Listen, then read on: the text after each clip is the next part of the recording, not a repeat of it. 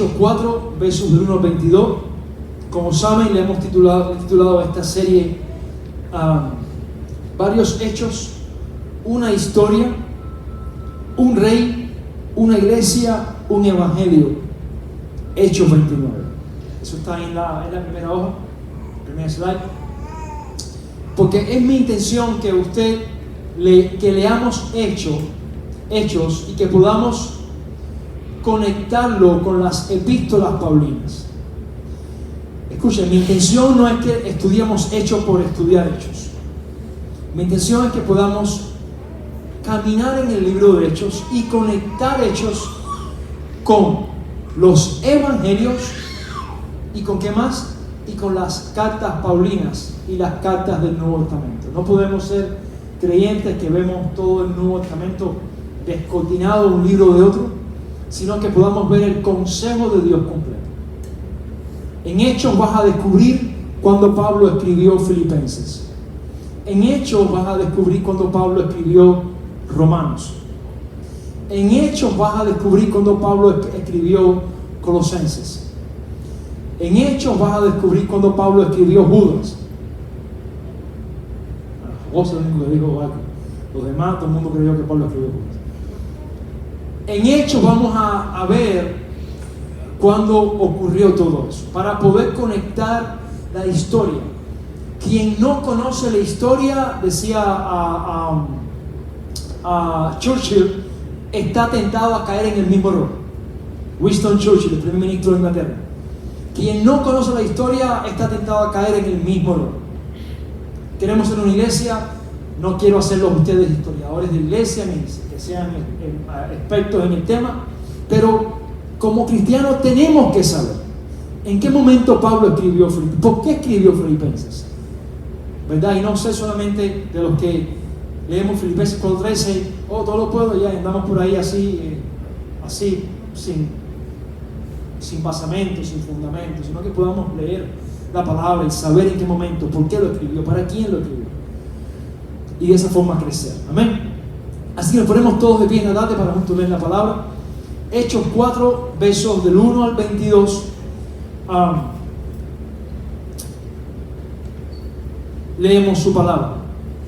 Mientras ellos hablaban al pueblo, vinieron sobre ellos los sacerdotes con el jefe de la guardia del templo y los saduceos, resentidos de que enseñaran al pueblo y anunciaran en Jesús la resurrección de entre los muertos. Y les echaron manos y los pusieron en la cárcel, diga conmigo, la cárcel, hasta el día siguiente, porque era ya tarde. Pero muchos de los que habían oído la palabra, que dice, creyeron. Y el número de los hombres era como 5,000. Aconteció al día siguiente que se reunieron en Jerusalén los gobernantes, los ancianos y los escribas, y el sumo sacerdote Anás y Caifás, Juan, Alejandro y todos los que eran de la familia de los sumos sacerdotes, y poniéndolos en medio le preguntaron: ¿con qué potestad o en qué nombre habéis hecho vosotros esto? Entonces Pedro, lleno del Espíritu Santo, les dijo: gobernantes del pueblo y ancianos de Israel, puesto que hoy se nos interroga acerca del beneficio hecho a un hombre enfermo, de qué manera éste ha sido sanado, sea notorio a todos vosotros y a todo el pueblo de Israel que en el nombre de Jesucristo de Nazaret, a quien vosotros crucificasteis y a quien Dios resucitó de los muertos, por él este hombre está en vuestra presencia sano. Este Jesús es la piedra rechazada por ustedes, los edificadores, la cual ha venido a ser cabeza del ángulo, y en ningún otro hay salvación, porque no hay otro nombre bajo el cielo dado a los hombres en quien podamos ser salvos. Vamos a dejarlo en el verso 12. Padre, te damos gracias en esta tarde. Gracias por tu fidelidad, Señor. Padre, gracias por el regalo que nos das en Jesús. Padre, en esta tarde hemos venido acá, Señor. Sé que quizás hay muchos que están agotados, otros cansados, extenuados o sencillamente o no concentrados en esta hora, en este tiempo, Señor. Otros han venido con mucho agradecimiento a ti, Señor. Pero cualquiera que sea nuestro estatus de motivación en este momento, yo te pido, Señor, que tú logres atraer la atención a ti, Señor, en esta tarde, a tu palabra. Ayúdanos a librarnos de toda desconcentración o distracción en esta hora. Ayúdanos, Dios, a ser vasijas de tu gloria y a recibir en esta tarde tu palabra para nuestras vidas como medicina que sana y restaura. En el nombre de Jesús, amén y amén. Vamos, ¿se puede entrar esta tarde? Como saben, Pedro está apenas comenzando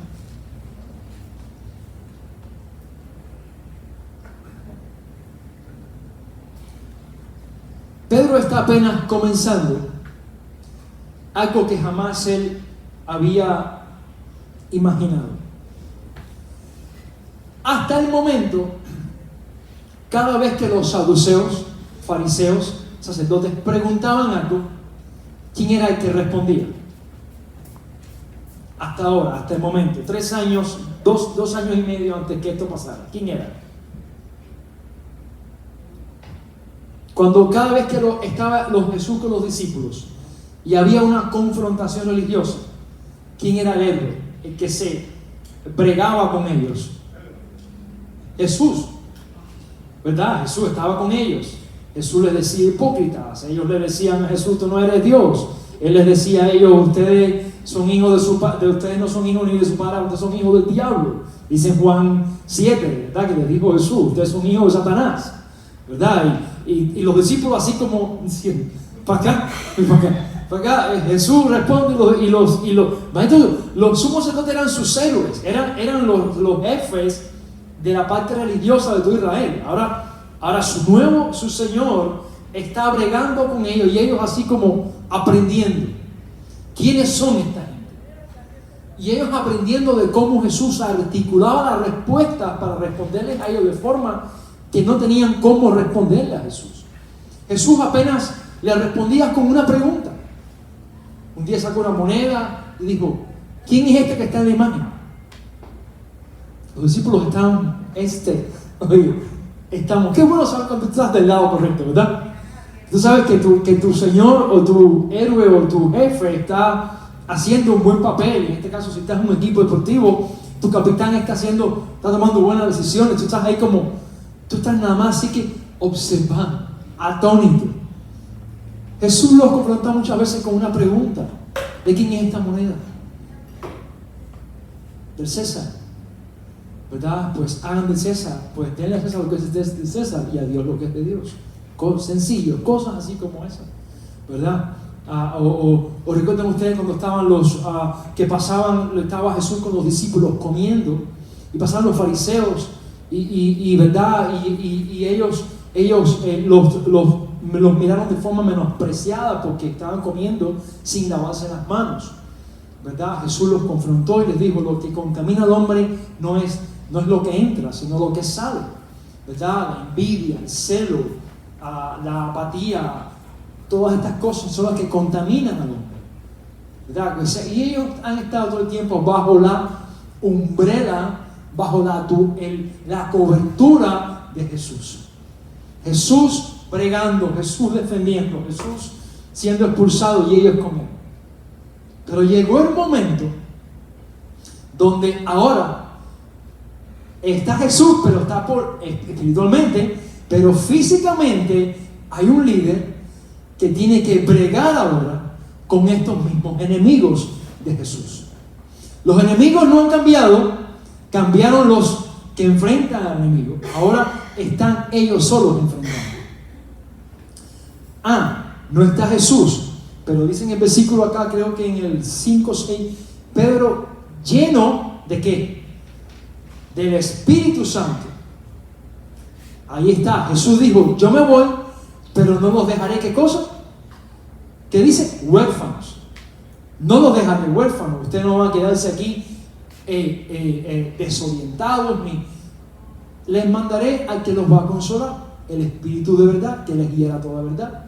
Por tanto, ellos, no está Jesús físicamente, pero está el Espíritu Santo dentro de ellos. Entonces Pedro ahora tiene que enfrentarse a los mismos enemigos. ¿Por qué digo mismos enemigos? ¿Quién conoce quién era Anás y Caifás? ¿Verdad? Somos sacerdotes, pero ellos vienen desde el tiempo de Jesús. Ellos vienen escuchando de Jesús. Ellos saben quién es Pedro, porque saben que Pedro andaba con Jesús. También ellos saben que Pedro negó 3 veces a Jesús. Eso no se quedó nada más entre los discípulos, eso se regó en toda Jerusalén. Que el mismo Pedro que estaba con Jesús, el mismo Pedro que le cortó la oreja ¿a quién? Al soldado, ¿quién? Recuerden ustedes el nombre del soldado, Marco, ¿verdad? Le cortó la oreja a un soldado cuando fue Jesús capturado. Ese mismo Pedro está ahora enfrentando a las máximas autoridades, porque ellos están muy molestos porque un hombre, dice la Biblia al final de los versículos, de más de 40 años de estar en un estado paralítico, fue sano. Así que algo bueno sucedió, pero como fue bajo el nombre de Jesús, este nombre seguía molestando. El nombre de Jesús seguía siendo un punto de discordia y un punto de desagrado y un punto desagradable. Así que Pedro tiene ahora la opción de retractarse o de afirmar que en el nombre de Jesús es que ocurrió este milagro. Pero ahora Jesús no está presente, él tiene que bregar con eso. Nosotros muchas veces, cuando empezamos en el Señor, tenemos líderes y discípulos y gentes o mentores. Los más jóvenes tienen sus padres que están en el Señor. Pero hay un momento en tu vida cristiana que tenemos que enfrentar las cosas tú y yo solos. Momentos de decisiones que tenemos que enfrentarlas tú y yo solos. No solos, sino el Señor está con nosotros. Pero no va a haber nadie delante de ti que tome por ti la decisión. Y es un momento donde Pedro pregunta más abajo, noten ustedes, piensen ustedes, ¿a quién es mejor agradar? ¿O a los hombres o a Dios? Y veamos el pasaje. Dice, mientras ellos hablaban al pueblo, noten, está Pedro dando una disertación, hay gente arrepintiéndose, ¿cierto o no? Está Pedro dando un discurso. Noten, hermano, ahí hay gente que cuando estaban en Osana, estaban diciendo, oh, el hijo de David. Después el viernes de Easter, estaban diciendo, crucifíquenlo. Esa gente estaba frente a Pedro. Ellos habían estado en todo el recorrido, algunos de ellos estaban desde Juan el Bautista. Y está Pedro dándole ahora un mensaje profundo, un mensaje donde ellos estaban siendo tocados, confrontados, y llegan entonces los aguadores de fiesta. ¿Usted tiene alguna vez un aguador de fiesta? Usted está compartiendo y llega alguien que es un agrio, lo echa a perder todo. Llegó y ya todo se aguó, todo. Dice, ¿por qué tú llegaste aquí si todos estábamos tan bien? ¿Verdad? O usted han invitado a alguien a la casa y usted tiene todos que van a llegar, pero alguien trajo a uno que no contó con usted y ese uno no estaba previsto y ese uno embarcó la fiesta. Les ha pasado, nos ha pasado.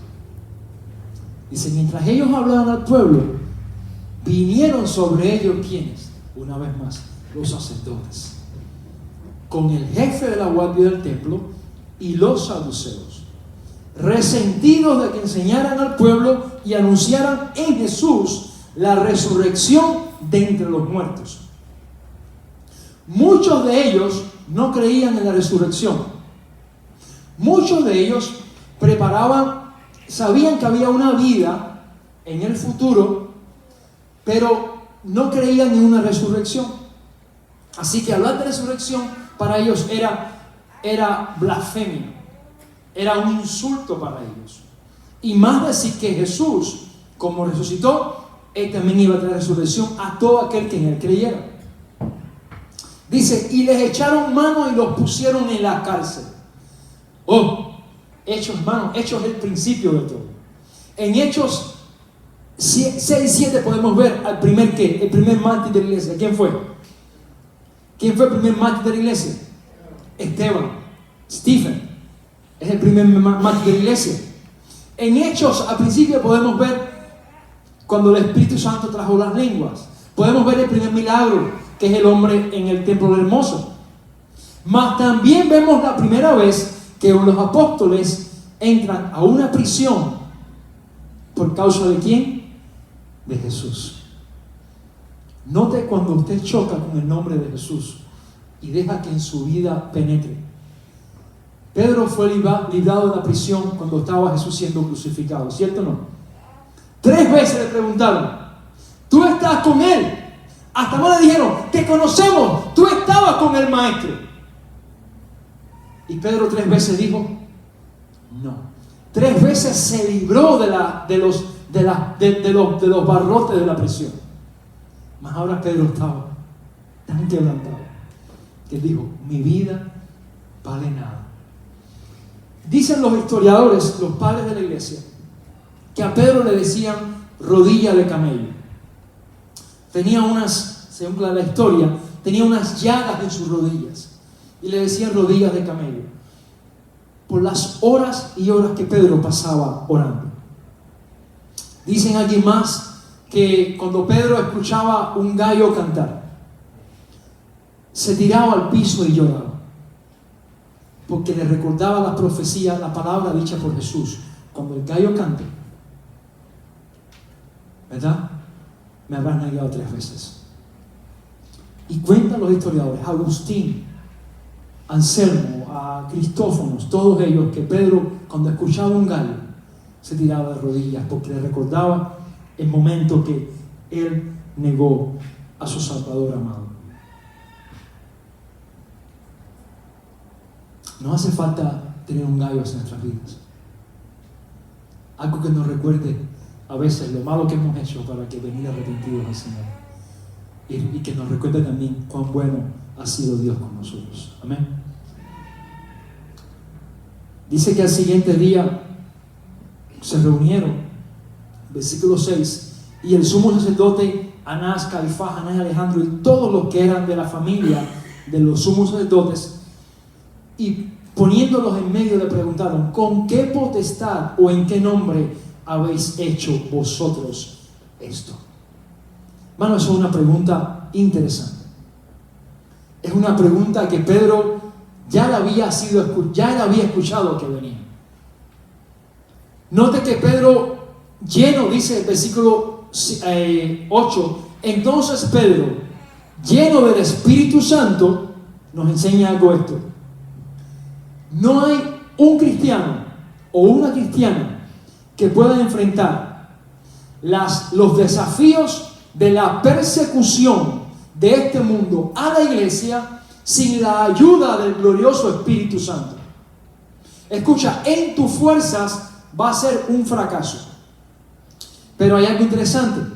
Jesús le dijo a los discípulos: el día que ustedes estén sufriendo bajo persecución o ante los magistrados, no se preocupen por qué dirán. ¿Recuerdan ustedes esa palabra? Dice, el día que ustedes estén sufriendo, no se preocupen por qué dirán, porque ese día el Espíritu Santo pondrá en ustedes, ¿qué cosa?, qué decir, qué hacer y cómo decir. Pedro había escuchado eso. Y note, tú y yo tenemos un déficit de concentración abismal. Disculpa que te lo diga, pero esta generación, contando los adolescentes y todos, tenemos un déficit de atención abismal. No como esta gente no tenían ese déficit, porque la tecnología, el scrolling, tantos videos en Instagram, Facebook, en lo que sea que uno ande, ese scrolling, tanta información, nos ha hecho lentos para agarrar información. Es interesante y es triste a la misma vez De tal forma que uno está leyendo un libro hoy, sea en tu escuela, sea la Biblia, y tienes que regresar de nuevo en 5 minutos hacia atrás, porque no te acuerdas de lo que habías leído. ¿Nos pasa o soy yo el único? ¿Verdad? Y tú estás creyendo que porque viste un video de información valiosa, dijiste, wow, lo que sé. Ok, termina el video y explícale ese video a alguien. Vas a ver que no vas a poder ser capaz de decir ni el 50%. A menos que lo leas o veas el video y tomes notas. O a menos que trabajen, porque nuestra mente está en estos tiempos en tantas cosas que tenemos un déficit de concentración. Eso es global. No hay exclusión ninguna. Aunque tu IQ sea por encima de lo estándar, no importa. Aquí no había ese déficit. Pedro y los discípulos podían recordar cada palabra que Jesús les dijo en los 3 años que estuvo con ellos. De tal forma que los evangelios fueron narrados después que Jesús resucitó. Mucho después el doctor Lucas escribió según lo que escuchó. Mateo escribió según lo que vivió. Marcos escribió según lo que escuchó, ¿verdad? Y los evangelios fueron todos narrados, pasados de historia en historia, de boca en boca. Así que Pedro sabía que Jesús le dijo, vas a sufrir por mi nombre. Pedro dice, llegó el momento, llegó la prisión. Pedro lo sabía, pero estaba sin temor.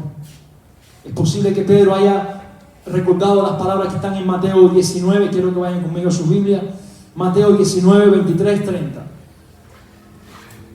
Mateo 19, 23 al 30, donde Jesús acaba de dar una declaración que aquello fue detonante, peor que las bombas de Hiroshima y Nagasaki. Jesús acaba de decir que es mejor que un camello entre por el ojo de una aguja a que un rico entre en los cielos. Esto ellos jamás lo habían escuchado.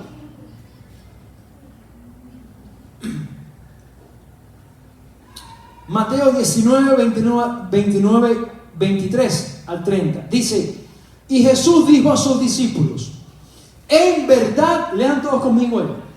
En verdad os digo, y si alguien no ha llegado a la Biblia, por favor usted ayúdame. ¿Estamos todos ahí? Mateo 19, 23. Escucha esto, qué interesante. Y Jesús dijo a sus discípulos, en verdad os digo que es difícil que un rico entre en el reino de los cielos. Y otra vez os digo que es más fácil que un camello pase por el ojo de una aguja que un rico entre en el reino de Dios. Al oír esto, los discípulos estaban llenos de asombro y decían, entonces, ¿quién podrá salvarse? Díganme si esa pregunta tiene sentido o no. Jesús acaba de declarar esto y los discípulos se preguntan ahora, entonces, ¿quién podrá salvarse? O tú dirás, entonces los discípulos tenían mucho dinero, porque se sintieron aludidos, ¿cierto o no? Porque se sienten confrontados, ¿quién se siente citado? ¿Cierto o no? Si ellos están broken, ellos dicen, bueno, hay algo rico, yo estoy, a mí qué dame, no tengo para dar nada.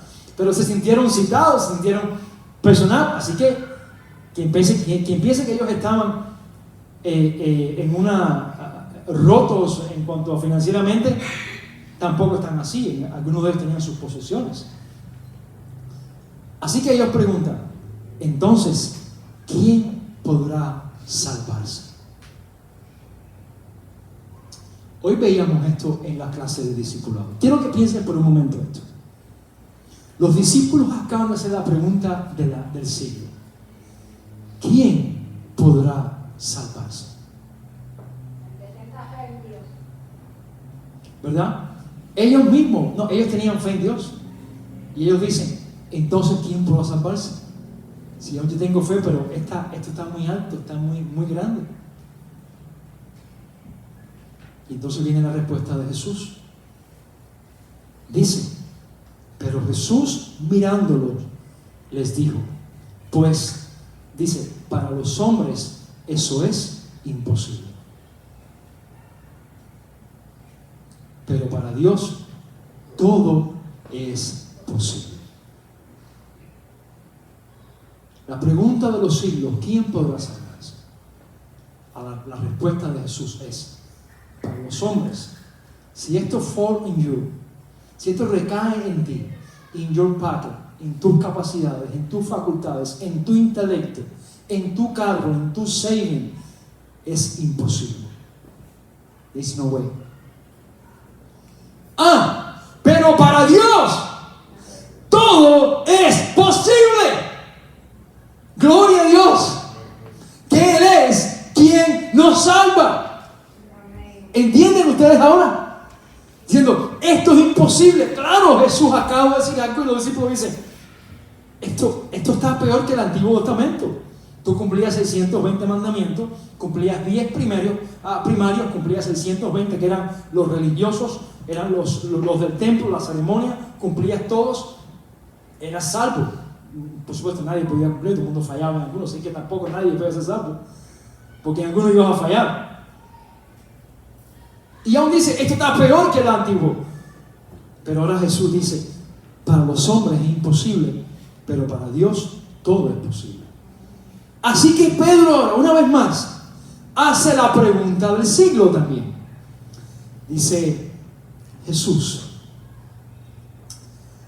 mira, aquí entre nosotros, mira, nosotros hemos dejado todo y te hemos seguido. ¿Qué pues recibiremos? ¿Tiene sentido nuestra pregunta? Pedro había dejado si Jesús sanó a la suegra de Pedro, significa que Pedro era ¿qué? Si Jesús sanó a su suegra, significa que Pedro, ¿qué cosa era? Casado, ¿verdad? Dicen que por eso fue que Pedro negó a Jesús después 3 veces, porque sanó a su suegra. Es una broma. ¿Verdad? ¿Tiene sentido? No tiene ningún sentido. Pedro había dejado todo por seguir a Jesús. Y al principio fue glorioso, milagros, amor. Pero después del mes 8 de estar siguiendo a Jesús, comenzaron los desafíos. Comenzaron a ser botados de los lugares, comenzaron los fariseos a hacerle la vida imposible, a hacer la vida, como decimos en Cuba, un yogur, ¿verdad? A licuarlo, empezaron a oprimirlo, hasta que Pedro dijo, hemos dejado cosas por ti, que recibiremos. Hemos dejado cosas por ti. Pedro estaba en la prisión, pasó una noche nada más, y a su mente estoy seguro que pasó por un momento ese día donde él dijo, yo he dejado cosas por ti. Jesús le respondió, en verdad os digo que vosotros que me habéis seguido, en la regeneración, cuando el Hijo del Hombre se siente en el trono de su gloria, os sentaréis también sobre 12 tronos para juzgar a las 12 tribus de Israel. Y todo, eso es para los 12 nada más, discípulos, ¿cierto o no? Esto es para ellos. Tú no vas a juzgar ninguna tribu, esos son ellos, ni tú ni yo vamos a hacer eso. Son los apóstoles que el Señor salvó, los 12, los 11 y el 12, que al final no sabemos si fue Matías o Pablo. Nos entraremos de ese highlight cuando estemos en el cielo.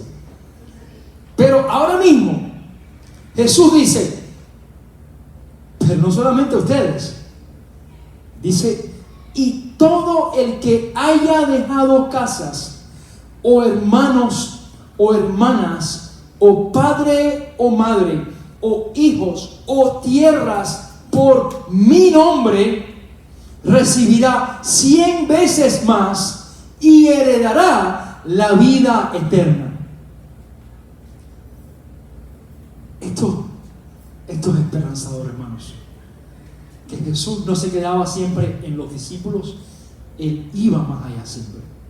Dice, a ustedes 12 estarán conmigo y van a reinar, van a juzgar a las tribus. Pero a todo aquel también que deje hermanos, hermanas, tierras, propiedades por mi nombre, que dice ahí, recibirá ¿qué? 100 veces más. No es doble, no es triple, no es 10x, no es 11x, es 100 veces más. Ahora, quizás usted pregunta, bueno, ¿y qué significa? ¿Será que tengo que dejar a mis hermanos, a mi familia e irme a ser un itinerante por el mundo? No, no está hablando de eso. Aunque puede llegar el momento que Dios te llame y salgas, ¿verdad?, con tu esposo, ¿verdad?, siempre unidos en cónyuge. No tomes ahora, el Señor me está llamando a esto. Esposa, este es el momento. O esposo, ¿a dónde tú vas? No, es un llamado. No, lo que quieres es deshacerte de ella. No, eso no. Ya estás casado, esto es hasta el fin. Y gloria a Dios. O sea, amén, amén, amén, amén. ¿Dónde está Dani? Fíjate que Jesús es tan inteligente que Él no dice al que deje esposo o esposa. No dice eso. ¿Qué dice? Casas o hermanos o hermanas, padre o madre, hijos. Bueno, los hijos a veces, ¿verdad?, que deseo de dejar. Hijos, tierras por mi nombre. No puso la suegra, eso quizás en el griego está, o en el hebreo. No está ahí tampoco. Pero note cuántas cosas valiosas Jesús menciona.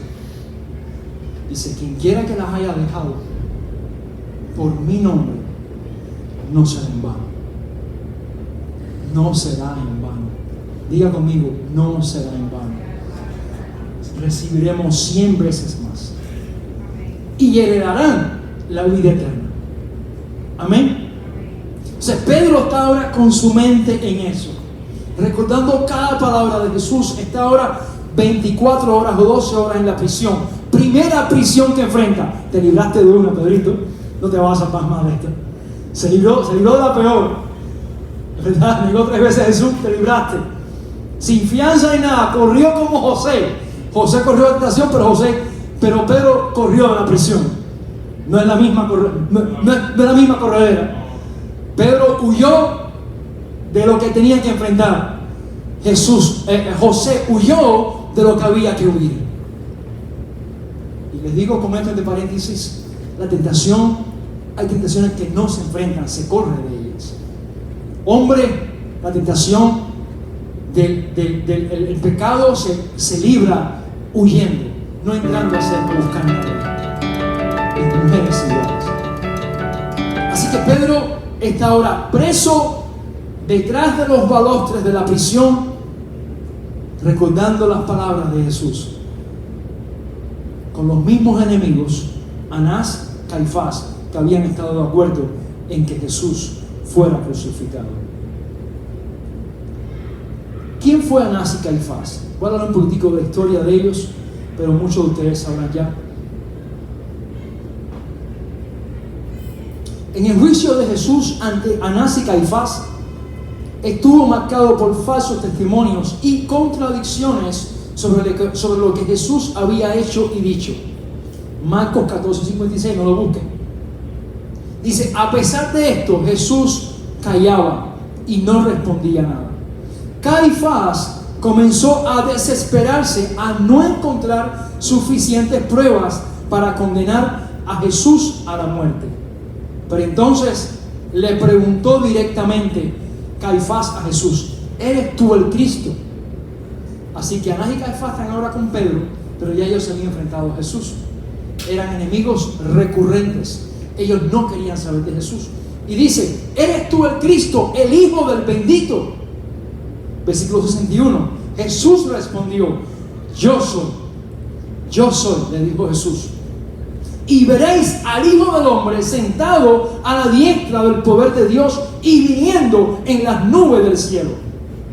Al oír esto, Caifás, el mismo que está con Pedro ahora, rasgó sus vestidos, diciendo, blasfemo, este hombre está fuera de sí mismo.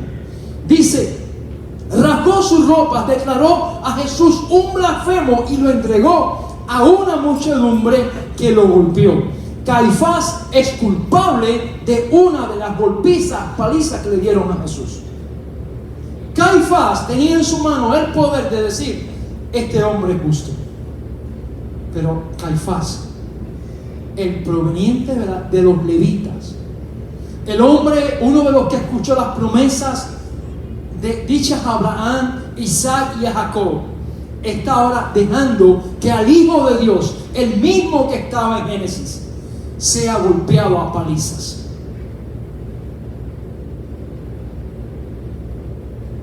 Pedro sabía esto. Pedro sabía esto. ¿Quién fue Caifás también? Y Anás y Caifás. Pero Caifás había profetizado involuntariamente acerca de la muerte de Jesús. Cuando el Sanedrín estaba tramando matar a Jesús, Caifás les dijo, lo que recuerdan el pasaje: vosotros no sabéis nada, ni pensáis que nos conviene que un hombre muera por el pueblo, y no que toda la nación perezca. Caifás dijo de forma involuntaria, él ni sabía, el Sanedrín era unido. Hey, ¿cómo matamos a Jesús? ¿Cómo hacemos? Caifás de repente dice: ¿no saben ustedes si os conviene que un hombre justo muera por todos nosotros? Caifás había sido usado por Dios también. Note desde dónde vienen los enemigos del que está ahora enfrentando Pedro. Ahora Pedro está frente a ellos y les dice Pedro: en ningún otro hay salvación, porque no hay otro nombre bajo el cielo dado a los hombres en que podamos ser salvos. En que podamos ser salvos. Hoy veíamos eso en la clase de discipulado, ¿cierto o no? Veíamos en el nombre de Jesús. La salvación solamente en el nombre de Jesús. Así que Pedro está ahora sabiendo, él sabe que iba a sufrir, él sabe que iba a padecer, y le tocó sus primeras 12 horas, o 14, o 15, o 20 horas, pasar la noche en una prisión, en una mazmorra, en una prisión, sencillamente porque un hombre fue sanado. Le tocó sufrir en carne propia su primera persecución. Sabemos todos cómo Pedro terminó su vida en esta tierra, crucificado boca abajo, según lo que podemos entender de la historia. Pero vemos que este Pedro no es el mismo que cuando estuvo en el huerto, cuando Jesús fue golpeado. Es otro Pedro. Vamos a seguir el domingo que viene, pero termino con el verso 13. Dice: entonces, viendo la valentía de Pedro y de Juan, y sabiendo que eran hombres sin letra y del vulgo, se admiraban y les reconocían que habían estado con Jesús. Hermanos, no sé cuántos de ustedes han tenido la experiencia de hoy cuando fui a una iglesia por la mañana a Free Evangelical Church con el pastor Ron Johnson. Él es el pastor local de la iglesia y estamos en conversaciones con ellos para usar su local, un local bien interesante, con aulas. Si Dios abre la puerta, va a ser una gran bendición. Yo llego temprano al servicio, me dijo: ven. El servicio son americanos, el servicio comienza a las 10:30, yo llegué a las 10:25, el servicio comenzó a las 10:40. ¿Vieron? ¿Okay? Para que no piensen que tenemos uno que empieza a tarde a veces.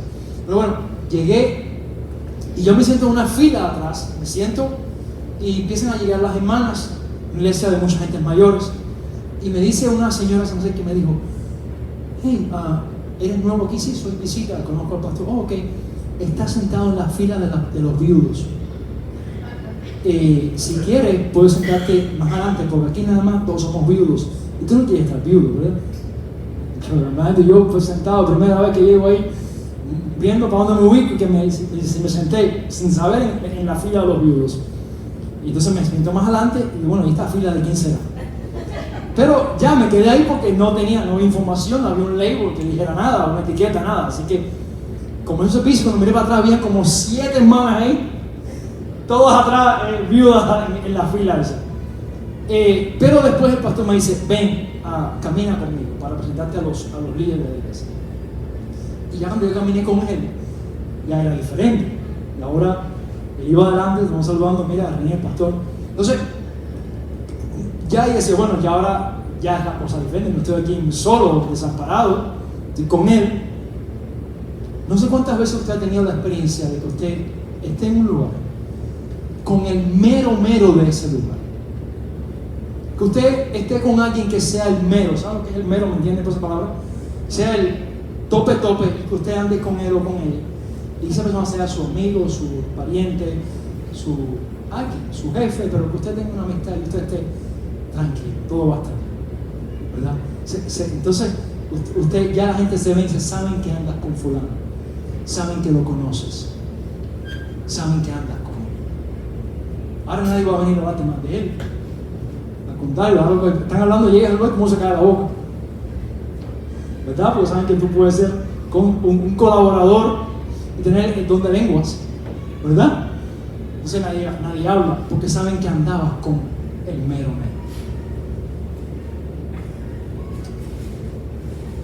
Ellos estaban aterrorizados y estaban admirados porque Pedro se veía que andaba con Jesús.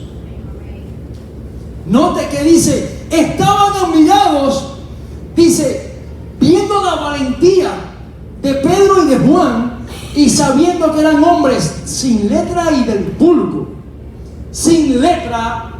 vulgo, pescadores, dice, se admiraban y les reconocían que habían estado con Jesús.